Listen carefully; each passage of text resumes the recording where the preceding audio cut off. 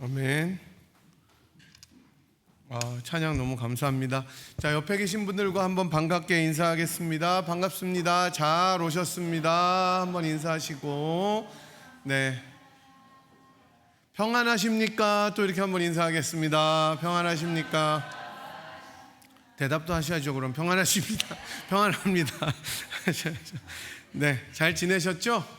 네, 지난 한 주 그래도 날씨가 조금 꺾인 것 같아서 이제 아침 새벽 이럴 때는 60도가 조금 안 되더라고요. 이게 완전 불볕더위가 좀 꺾였는데 다시 이번 주에 조금 더 더워진다고 하는데 이제 얼마 남지 않은 여름. 오늘이 말복이에요. 혹시?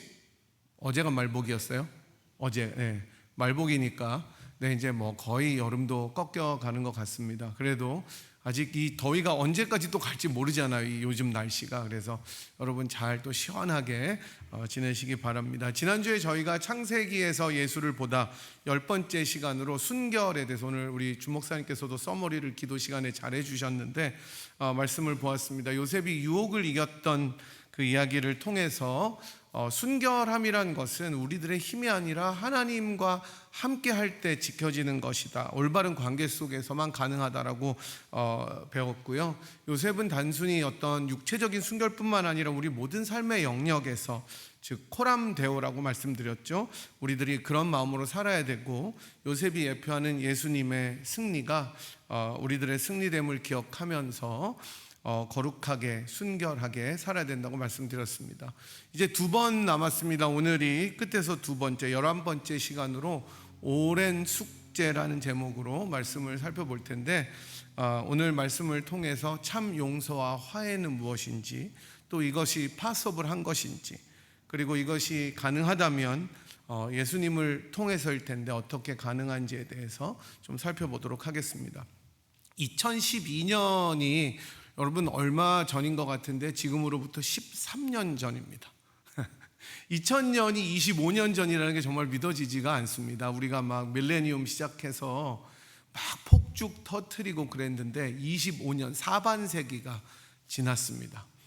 2012년에 BBC 영국 그 공영방송에서 미국의 웨스트 버지니아 주에 있었던 일을 하나를 소개를 했습니다. 한 라이브러리에서 어느 노인이 1940년대에 빌렸는데 반납하지 못했던 책을 70년 만에 돌려줬다는 그 이야기를 보도를 한 적이 있습니다. 그 노인은 이 책과 함께 사과 편지를 써서 보냈는데 이렇게 이야기했습니다. 평생 이 책 생각이 마음 한켠에 남아 있었다, 이렇게 이야기를 했다고 합니다. 그러니까 이게 계속 양심의 가책이 됐던 거예요. 내가 이거를 돌려줘야 되는데 가지고 있다가 세월이 흘러서 70년 만에 돌려주게 된 것입니다. 여러분, 어떤 문제는 시간이 지나면 저절로 잊혀지는 것 같기는 하지만 어떤 것은 오히려 더 오래 남아서 무게를 더하는 것들이 있습니다. 우리들의 인생 속에. 혹시 여러분 마음속에 한번 잊어버렸다 싶으면 다시 또 떠오르고 어느새 불청객처럼 찾아서 내 마음을 찌르고, 시간이 지나서 잠잠해진 것처럼 보였는데 불쑥 찾아오는 것 같은 그러던 오래된 일이나 감정이 혹시 있으신지요? 마치 오래된 편지처럼 서랍 한 구석에 내가 넣어는 두었는데 결코 사라지지 않는 것 같은 기억들, 때로는 내가 잊고 살다가도 어떤 계기로 다시 꺼내어 보게 되는 그 아픈 기억들, 풀리지 않았던 숙제처럼 해결되지 않은 채 지금도 여전히 나를 따라다니는 무거운 짐이 여러분들 혹시 있으십니까? 이런 오래된 숙제들은 묻어둔다고 사라지는 것들이 아니에요. 오히려 시간이 지날수록 더 단단하게 엉키고 더 깊이 막 꼬이고 스며들어서 우리들이 모르는 사이에 우리들의 마음과 생각과 태도를 지배하기도 합니다. 오늘 본문 속에 나오는 요셉도 그런 숙제를 가지고 살았던 사람이었습니다. 형들에게 팔려간 그날부터 20여 년 가까운 세월이 흘렀지만 그때 자기가 받았던 상처와 기억이 완전히 사라지지는 않았어요. 그리고 마침내 그 형들을 다시 마주하게 됩니다. 이산가족 상봉 여러분 기억나세요? 저는 아마 초등학교랑 중학교 때 다녔던 것 같은데 난리가 났었어요. 이산가족 상봉하면 막 울고 불고 그냥 그렇잖아요. 막 얼굴 만지고 막 그랬는데 이 요셉의 이산가족 상봉은 그렇게까지 유쾌하고 반가운 일은 아니었던 것 같습니다. 지난 시간에 보았듯이 보디발의 아내의 유혹을 정말 담대하게 뿌리치고 도망간 요셉은 모함을 받아서 옥에 갇히게 됩니다. 하나님 앞에 순결을 지키게 되었는데 삶이 꼬여요. 우리가 잘 알듯이 그럼에도 불구하고 요셉은 하나님의 도우심과 돌보심으로 술 맡은 관원장에게 감옥에서도 은혜를 입어서 승승장구해서 마침내 뭐가 됩니까? 애굽의 총리가 됩니다. 1인지하 만인지상의 자리에 오르게 됩니다. 마침 그때 큰 흉년이 들어서 아버지 야곱과 형들이 굶게 되었는데 형제들이 애굽이 식량이 많다는 말을 듣고 애굽으로 왔을 때 요셉은 형들을 알아봐요. 형들은 요셉을 못 알아보는데 너무 높은 자리에 있어서 요셉은 내려다 보니까 아는 거예요.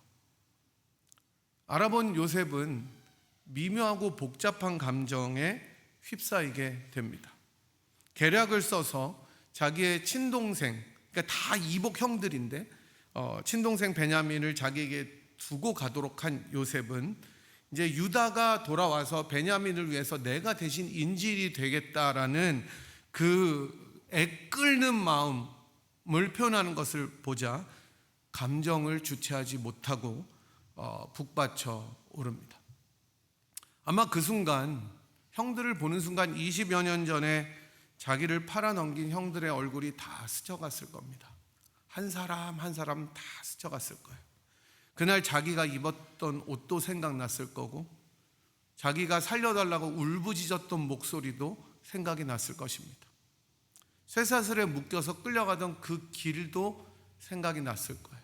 낄낄거리던 형들의 목소리가 하나하나 다 들렸을 것입니다. 그것 때문에 자기가 겪어야 했었던 불필요한 고통의 나날들이 떠올랐을 것이고 이런 트라우마와 같이 남았던 기억들이 요셉을 사로잡았을 것 같습니다.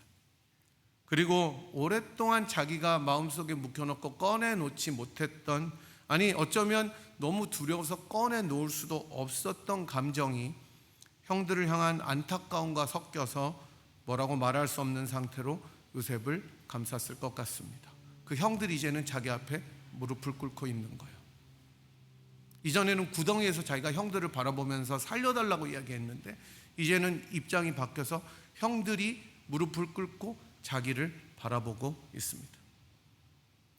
요셉은 자기를 억제할 수 없어서 마침내 울음을 터뜨립니다. 성경은 모든 사람들 앞에서 사람들을 다 자기 앞에서 물리치고 형제들 앞에 자기를 요셉이 알렸다고 이야기를 합니다. 요셉은 큰 소리로 울었습니다. 이 울음은 그리웠던 눈물은 아니었을 것 같습니다. 20여 년 동안 가슴속 깊숙이 묻어두었던 그 억눌림의 눈물이었을 것이고 그 모든 감정이 하나님 앞에서 한꺼번에 터져 나왔던 울음이었습니다. 그동안 수없이 자기가 누르고 다스렸던 마음의 뚜껑이 이제 형들 앞에서 완전히 열려버렸습니다. 혹시 여러분들도 그런 경험들이 있으신지 모르겠습니다. 오랫동안 묵혀둔 문제, 해결되지 않은 관계들, 아니면 마음 한구석에 정말 긁어도 계속 가려운 듯한 그 문제가 하나님 손에 만져질 때 터져나오는 눈물이 있었는지 모르겠습니다. 사람 앞에서는 내가 견디고 참고 넘어갔지만 하나님이 계속해서 그 문제를 건드리실 때 도저히 숨길 수 없는 눈물이 터져나올 때가 있는 거예요. 우리나라 사람들은 이것을 한이라고도 이야기합니다. 이 깊은 마음에 한이 맺혀서 굳어졌다가 마침내 터져나올 때가 있다는 것입니다. 혹시 그런 눈물 터져본 적이 있으십니까? 누군가를 용서하지 못한 채 내 마음 깊은 곳에 묻어둔 마음들, 억울함과 상처를 수십 년간 품고 살았던 그런 마음들, 그리고 하나님께서 그 마음을 드디어 건드리시는 순간 말로는 설명할 수 없고 가슴속 깊은 곳이 찢어져 나가는 것 같은 그런 울음이 나오는 때가 있으셨습니까? 그 울음은 단순히 감정의 분출은 아닙니다. 그동안 억눌렸던 기억들이 올라오고 그 기억 속에 내가 억누르고 억눌러서 당겼던 고통과 한숨이 함께 터져 나옵니다. 억울함뿐만이 아니라 놓아주고 싶은데 놓을 수 없었던, 붙잡고 있었던 묵은 짐까지도 같이 와르르 쏟아져 나옵니다. 그 순간 우리는 비로소 깨닫게 돼요. 이 눈물은 사람들 앞에서 내가 보이기 위해서 흘리는 눈물이 아니라 하나님 앞에서만 흘릴 수 있는 눈물이다. 그분의 임재 안에서만 내가 꺼내놓을 수 있는 눈물이라는 것을 알게 됩니다. 놀랍게도 하나님께서는 그런 우리들의 눈물을 무시하지 않으십니다. 하나님은 참 좋으신 분이기 때문이에요. 그래서 시편 56편 8절에서 이렇게 이야기합니다. 주께서 나의 눈물을 주의 병에 담으셨나이다. 주님께서는 우리들의 이 울음을 기록하시고 회복의 자리로 이끌어 주십니다. 소중하게 그것을 쌓아 두십니다. 그래서 우리들에게 가장 먼저 필요한 일은 오래 묵혀둔 문제나 관계가 비틀어짐을 직면하는 겁니다. confrontation 하는 거예요. 대면하는 것입니다. 더 이상 그것을 회피하거나 감추어서 묻어두지 말고, 감추어 두지 말고, 억눌러 두지 말고 하나님 앞에서 이 문제들을 잘 꺼내어서 직면하는 것이 중요합니다. 그게 회복의 출발이에요. 오늘 그래서 주님께서는 여러분께 도전하십니다. 너의 그 오래된 숙제들을, 그 깊이 묻어둔 문제를 하나님의 손길 아래 올려놓을 준비가 되어 있는가 물어보십니다. 그런데 여러분, 이런 문제를 직면한다고 해서 문제는 절대로 저절로 풀리지는 않는다는 거예요. 직면해서 풀리면 우리가 꺼내놓으면 되잖아요. 어떤 경우는 이 직면하는 것 때문에 더 큰 상처를 받기도 합니다. 괜히 꺼내는 거예요. 그래서 한번 꺼내놨다가 해결이 안 되니까 더 상처받아서 더 뒤에다가 깊이 묻어둡니다. 아마 요셉도 그랬을 것 같아요. 생각날 때마다 이게 찾아오니까 여러분, 저 같으면 눈을 감았을 때 그 형들이 낄낄거리는 소리 때문에 잠을 못 잤을 것 같아요. 어떻게 요셉은 이 숙제를 풀 수 있었을까? 바로 하나님이 먼저 그 사람을 붙드셨기 때문입니다. 하나님의 섭리 안에서 자기의 형들과 자기의 이야기를 새롭게 볼 수 있었기 때문이었습니다. 이 관점과 이 시선이 없었다면 요셉은 형들에게 복수하거나 마음속으로만 내가 그냥 용서한다 그러고 좋은 게 좋은 거다라고 그렇게 넘어가는 선에서 멈추었을 것입니다. 하지만 하나님이 이 일들을 어떻게 인도하셨는지를 바라보게 되었을 때 마침내 요셉은 형들을 안고 울 수 있었어요. 요셉이 형들을 안고 울 수 있었던 것은 세월이 주는 망각 때문은 아니었습니다. 형제 간의 정 때문만도 아니었습니다. 세월은 상처를 무디게 할 수는 있어도 깊이 새겨진 상처를 완벽하게 치유하지는 못하기 때문입니다. 우리가 주목해야 될 점은 요셉의 울음은 단순히 감정을 폭발시킨 것은 아니었다는 것입니다. 성경은 그 순간을 이렇게 묘사하는데 1절과 2절인데 같이 한번 읽어보도록 하겠습니다. 요셉이 시종하는 자들 앞에서 그 정을 억제하지 못하여 소리질러 모든 사람을 자기에게서 물리치고 형제들에게 자기를 알리니 그때에 그와 함께한 다른 사람이 없었더라. 요셉이 큰 소리로 울매 애굽 사람에게 들리며 바로의 집에 들리더라. 히브리어 원문에서 정을 억제하지 못한다라는 말은 더 이상 나를 스스로 다스릴 수 없었다는 거, out of control이라는 뜻입니다. 이거는 그냥 눈물이 나는 정도가 아니라 수십 년간 자기가 눌러왔던 감정의 둑이 완전히 폭발해서 무너져 버리는 것입니다. 이제 엉엉 우는 거예요.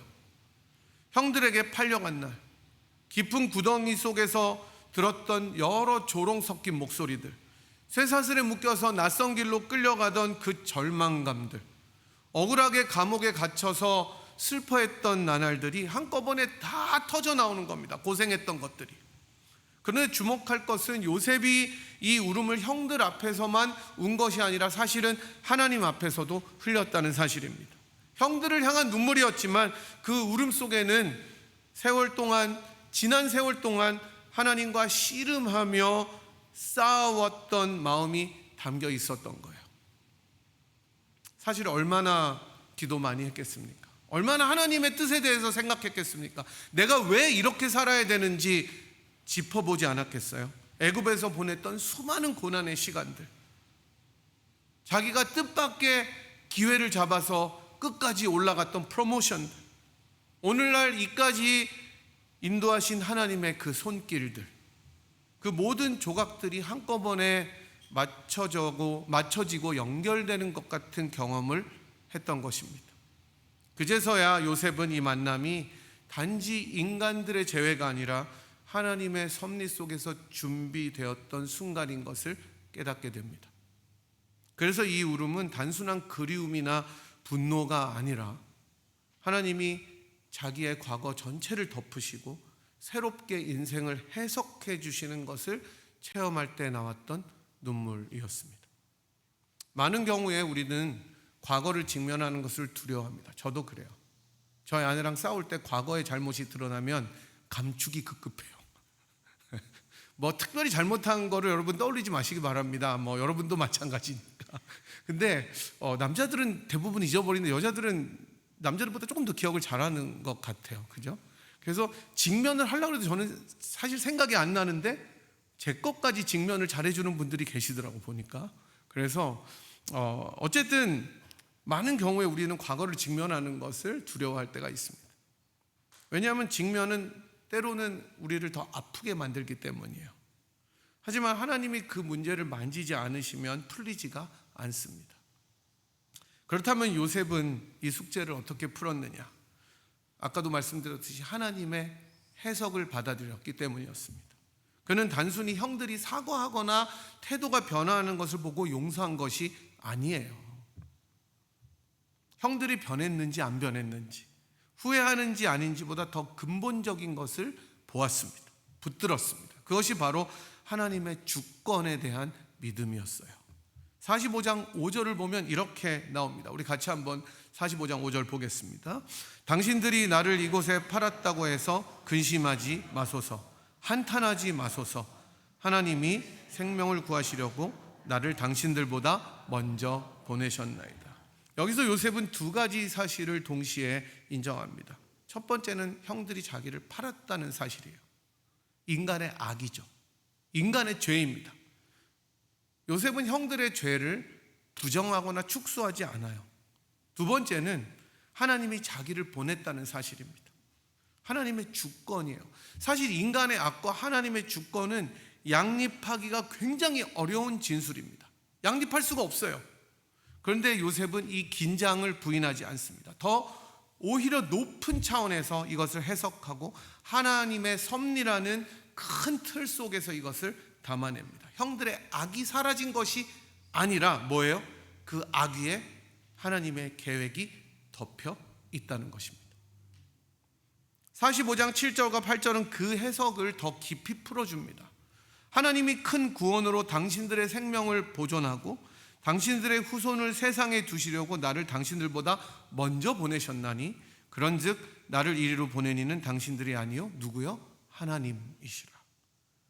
요셉은 여기서 개인의 구원을 넘어서 언약 백성 전체의 보존을 말합니다. 나를 보내신 이는 하나님이다라는 것을 세 번이나 말하면서 5절과 7절과 8절 세 번이나 이야기하면서 자기가 겪은 모든 일들을 하나님의 구속사 안에서 어레인지하고 있는 것입니다. 이게 믿음의 시선이에요. 사건 자체는 변하지 않습니다. 여러분이 상처받은 것 변하지 않아요. 어떤 사람이 여러분에게 해를 가한 것 변하지 않아요.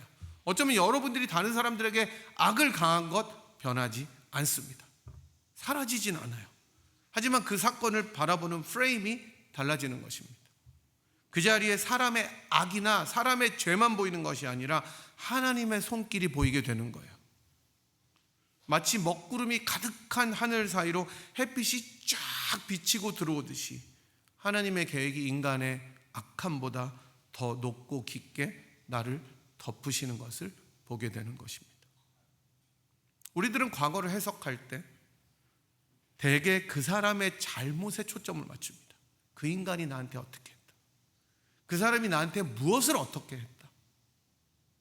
누가 나를 힘들게 했는지, 누가 내 인생을 메스업했는지, 또 내가 왜 이런 아픔과 고통을 받아야 하는지 해석합니다. 이런 해석의 틀 안에서는 용서와 화해가 불가능해요. impossible해요. 인간의 악만 보이기 때문입니다. 그것에 초점을 맞추면 인간의 악함만 보여요. 그 사람의 죄만 보여요. 미움만 생겨요. 그러나 요셉은 하나님의 해석을 받아들인 거죠. 형들의 악을 지우지는 않았지만 그 위에 덮인 하나님의 손길을 바라보았습니다. 이때 비로소 마음의 결박이 풀어집니다. 여러분은 과거를 어떤 프레임으로 해석하십니까? 여전히 어떤 사람의 잘못만 보이시는지, 아니면 그 위에 덮으신 하나님의 손길을 보시는지 생각해 보십시오. 이 질문에 대한 답이 여러분의 오래된 숙제가 풀릴 수 있는지 없는지의 키입니다. 요셉이 붙든 하나님의 해석은 단순히 긍정적인 사고가 아니었어요. 포지티브 띵킹이 아니었어요. 그것은 하나님의 아브라함과 이삭과 야곱에게 주신 언약의 퍼스펙티브였습니다. 45장 7절에서 우리가 읽었던 것처럼 당신들의 생명과 후손은 단순히 패밀리만 보존하는 것이 아니라 아브라함의 씨를 통해서 모든 민족이 복을 얻게 하시는 언약의 계승자를 의미합니다. 그래서 요셉은 내 고난의 이유를 넘어서 하나님이 어떻게 언약을 이루시는지 더 큰 관점으로 바라보게 된 것입니다. 이 패턴은 사실 성경 전체에서도 반복이 돼요. 이스라엘의 역사 속에 전쟁, 수많은 포로기, 심지어 예수 그리스도의 십자가에서도 인간의 악과 하나님의 주권이 동시에 맞부딪히게 됩니다. 그래서 사도행전 2장 23절은 그 사건을 이렇게 해석합니다. 그가 하나님이 정하신 뜻과 미리 아신 대로 내준 바 되었거늘 너희가 법 없는 자들의 손을 빌려 못 박아 죽였으나. 여러분, 십자가는 가장 악한 범죄입니다. 무죄한 메시아를 누명을 씌워서 거짓말로 가장 잔인한 형벌로 처형한 것이 십자가입니다. 하지만 이 가장 악한 범죄 위에 하나님의 구원 계획이 덮였습니다. 그래서 비밀이에요. 그 결과 온 인류의 구원이 완성되었습니다. 그러므로 형들의 악을 하나님의 선하신 계획 속에서 해석했던 요셉의 시선은 십자가에서 완전히 드러난 하나님의 시선을 예표합니다. 우리의 오래된 숙제도 이 시선으로 바라볼 때 비로소 풀리기 시작합니다. 그 사람의 잘못만 지적하고 생각하고 미워하고 바라보았던 눈에서 하나님의 더 큰 그림 속에서 새겨진 나의 이야기로 그것을 이해하고 바라보는 눈으로 바뀔 때 진정한 화해와 회복이 시작됩니다. 여러분, 믿음은요, 우리들을 쇠하게 해요. 용서하지 못하는 마음은 우리들을 병들게 합니다. 내 안에 가지고 있으면 그게 악한 암덩어리처럼 나를 피폐하게 하는 것이 미움입니다. 그것을 극복해야 돼요. 왜냐하면 여러분, 그게 머리 꼭지에 따라다니면 만날 때마다 생각이 나는 거예요. 누구를 만나도 그 사람의 그 미움에 지배받게 돼 있는 겁니다. 그래서 새로운 해석이 우리에게는 필요한 거예요. 사랑하는 성도 여러분, 요셉이 형들의 악을 하나님의 섭리 안에서 해결했던 것처럼 사도 바울은 로마서 5장에서 우리가 하나님과 어떤 관계였는지를 보여줍니다. 6절은 이렇게 이야기합니다. 우리가 아직 연약할 때 기약대로 그리스도께서 경건하지 않은 자를 위하여 죽으셨도다. 여기서 연약할 때란 단순히 우리가 그냥 힘이 없어서 위익할 때가 아니라 스스로 구원할 능력이 아무것도 없는 완전히 아무것도 없는 무방비 상태, 절망적 상태를 이야기를 합니다. 요셉의 형들이 자신들의 배고픔조차 해결하지 못해서 애굽으로 막 식량을 구하러 온 것처럼 우리는 영적으로 완전히 무력한 상태 살았습니다. 하지만 8절은 그 절망 속에서 일어난 하나님의 한 행동을 이렇게 이야기해 줍니다. 같이 한번 읽겠습니다. 시작. 우리가 아직 죄인되었을 때에 그리스도께서 우리를 위하여 죽으심으로 하나님께서 우리에 대한 자기의 사랑을 확증하셨느니라. 여기서 죄인은 여러분이 잘 아시다시피 실수한 사람이 아닙니다. 그냥 I made mistake 아니에요. 하나님을 거부하고 의도적으로 반역하는 상태를 가리킵니다. 요셉의 형들이 그를 시기하고 질투해서 미워해서 팔아넘긴 것처럼 우리들은 하나님의 아들을 미워하고 시기하고 질투해서 십자가로 내몰았던 사람들이었습니다. 그리고 9절과 10절은 이 사랑의 깊이를 더 생생하게 보여줍니다. 우리가 원수 되었을 때 그의 아들의 죽으심으로 말미암아 하나님과 화목하게 되었다고 이야기합니다. 원수는 감정상으로 대치되는 것이 아니라 하나님의 거룩함에 맞서는 것을 이야기합니다. 하나님이 용서하라 그랬는데 미워함으로 맞서는 자들. 우리가 하나님을 향해서 등을 돌리고 있을 때 하나님은 우리를 향해서 달려오셨습니다. 요셉이 형들을 향해서 달려와서 목을 안고 울었듯이 예수님은 우리를 향해 달려오셨습니다. 요셉이 당신들은 근심하지 말라고 이야기한 것처럼 하나님이 먼저 우리를 보시면서 두려워하지 말라, 내가 너를 사랑한다고 붙들어 주셨습니다. 아들을 보내시고 그 아들이 십자가에서 내가 목마르다고 절규하면서 처절하게 죽어갈 그때에도 아들의 기도를 끝까지 들으지 아니하시고 침묵으로 답하시며 우리들을 건져주신 분이 우리 아버지 하나님이십니다. 이것이 복음입니다. 이것이 은혜입니다. 이것이 사랑입니다. 그 하나님은 우리가 회개해서 마음을 돌렸기 때문이 아니라, 그래서 용서하신 것이 아니라 우리가 여전히 원수 되었을 그때에도 십자가에서 화해를 이루어 주신 사랑의 하나님이십니다. 그 은혜를 받은 사람만이 숙제를 풀 수가 있습니다. 왜냐하면 내가 받은 용서가 내가 베풀 용서의 리소스가 되기 때문입니다. 그러므로 여러분, 오늘 이 자리에서 여러분의 오래된 숙제가 있다면 그것을 주님의 십자가 앞에 내려놓는 시간이 되시기를 바랍니다. 여러분의 혹시 마음이 굳어져서 이거는 도저히 용서할 수가 없고, 아니면은 더 냉소적으로 나는 이미 다 용서한 것 같아, 근데 그놈이 문제야 라고 생각하시는 것들이 있다면, 그게 억울함이든 상처든 놓지 못하는 관계든 먼저 주님의 발 앞에 내려놓고 주님이 만져주시기를 기도하십시오. 하나님의 크신 사랑과 은혜가 그리스도 안에서 여러분과 저의 그 오랜 숙제들을 해결하신 것을 믿으시기 바랍니다. 그리고 이미 그것이 십자가 앞에서 풀려진 것을 믿으시기 바랍니다. 하나님께서 그 어려움을 여러분에게 주셨던 것은 마치 우리들이 자수를 놓을 때 어두운 색이 들어가는 그 색깔인 것을 기억하십시오.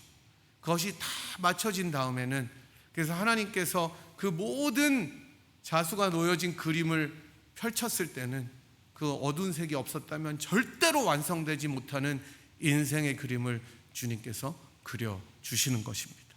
살아계신 주님께서, 나의 참된 소망이 되시는 주님께서 우리를 인도하실 것입니다. 이런 은혜가 저와 여러분 모두에게 넘치기를 주님의 이름으로 간절히 축복합니다. 네, 이 시간에 저희들 들으신 말씀 생각하시면서 함께 일어나서 찬양하도록 하겠습니다. 살아계신 주, 여러분 잘 아시는 찬양인데 마음 다해 한번 주님 앞에 찬양하도록 하겠습니다.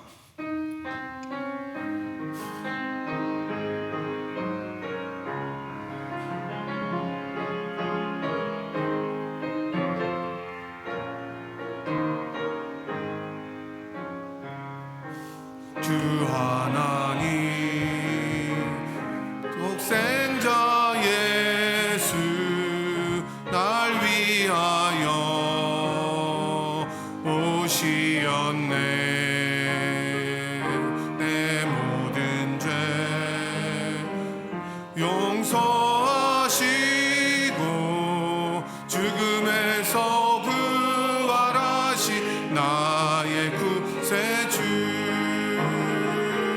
살아계신 주 나의 참된 소망 걱정 근심 전혀 없네. 사랑의 주네 갈 길 인도하니 내 모든 삶의 기쁨 늘 충만하네. 주 안에서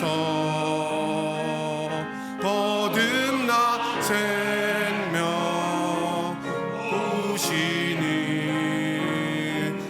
주의 사랑 참 기쁨과 확신 가지고 예수님의 도우심을 믿으며 살리. 살아계신 주 나의 참된 소망 걱정 근심 전혀 없네. 사랑의 주네 갈 길 인도하니 내 모든 삶의 기쁨 늘 충만하네. 그 언젠가 주 뵐 때까지 주를 위해 싸우리라. 승리의 길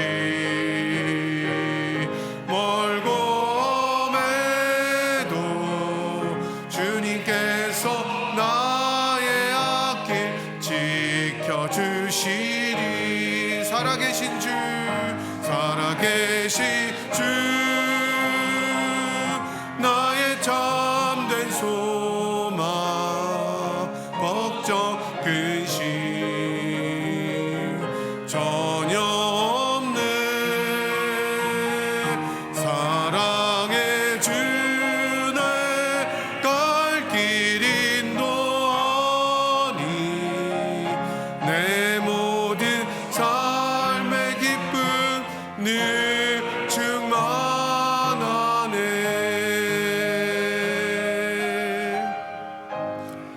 아멘. 이 시간에 우리 들으신 말씀 또 고백한 찬양 생각하면서 주님 앞에 한번 기도하시지 않겠습니까? 큰 소리로 기도하지 않으셔도 좋습니다. 우리가 용서하지 못한 관계들 아니면 관계가 아니더라도 우리들 마음속에 깊이 묵혀둔 상처들, 연약한 마음들이 있다면 이 시간 주님의 발 앞에 꺼내놓고 주님의 사랑으로 이것이 해결되고 풀린 것을 믿으며 나아가는 시간이 되게 하여 주시옵소서. 한번 고백하며 나아갔으면 좋겠습니다. 주님의 십자가로 이것을 화목케 하신 우리 하나님께서 우리들의 마음을 만져주시기를 기대하고 성령 하나님께서 이 모든 문제의 해결자가 되어 주시옵소서. 우리 한 목소리로 주님 앞에 한번 기도하며 나아가도록 하겠습니다. 한번 같이 기도하겠습니다. 하나님 아버지, 시간에 저희들 마음속에 또 깊이 새겨진 여러 상처들, 기억들, 어려움들, 또 어쩌면 용서하지 못한 관계들, 사람들 놓고 주님 앞에 기도합니다. 하나님, 그것들을 꺼내놓기조차 두려워서 힘이 들어서 어쩌면 우리들이 너무나 오래 묵혀놓고 딱딱하게 굳어진 마음들이 있다면 주님 앞에 내어놓습니다. 우리들이 연약할 때 우리들을 위하여 기약대로 정말로 때가 참에 주님의 아들을 보내신 그 하나님의 사랑을 기억하며 나갈 수 있는 시간이 되게 도와주시옵시고 온전히 하나님 앞에 그러한 문제들이 해결된 것을 믿으며 나가는 저희 되도록 축복하여 주시옵소서. 하나님 아버지, 요셉이 형들을 만나서 화해했던 것이 자기의 힘으로 되었던 것이 아니라 하나님의 마음, 하나님의 시선으로 자기의 인생을 새롭게 해석할 때 되었던 것을 기억하면서 저희들도 그리스도의 눈으로 주님의 마음으로 저희들의 인생에 있었던 상처를 해석할 수 있는 은혜를 허락하여 주시기를 원합니다. 때로는 그 상처와 어려움과 관계의 회복이 불가능한 것들이 정말로 해결되지 않을 것처럼 보이지만 그리스도 예수의 십자가 앞에서 이미 해결된 것을 믿으며 우리의 인생을 참된 회복과 치유로 인도하시는 그리스도 예수님 앞에 저들의 모든 문제를 직면하고 내려놓을 수 있도록 축복하여 주시옵시고, 주님께서 저희들의 인생의 그림을 완성하신 후에는 그 아픔과 어려웠던 기억들이 가장 빛나는 하나님의 자국이 된 것을 기억하면서 주님께 영광 돌리며 살아갈 수 있는 인생이 되도록 우리들의 인생을 새롭게 하여 주시옵소서. 지금은 우리를 위하여 십자가를 지시고 계약대로 우리를 위하여 돌아가시고 부활하신 우리 주 예수 그리스도의 무한하신 은혜와 그 아들을 아끼지 아니하시고 우리 모두를 위하여 내어주신 하나님 아버지의 극진하신 사랑하심과 성령 하나님의 위로 교통 충만하심이 오래된 우리들 마음의 숙제들을 하나님 앞에 꺼내놓고 직면하고 해결받기로 원하고 또 이미 해결되었다고 신뢰하며 주님의 일하심을 구하고 돌아가는 이 자리에 함께한 주의 백성들 한 분 한 분 머리 위에와 사랑하는 분이엘 제단 위에 지금부터 영원토록 함께 하시기를 간절히 축원하옵나이다. 아멘.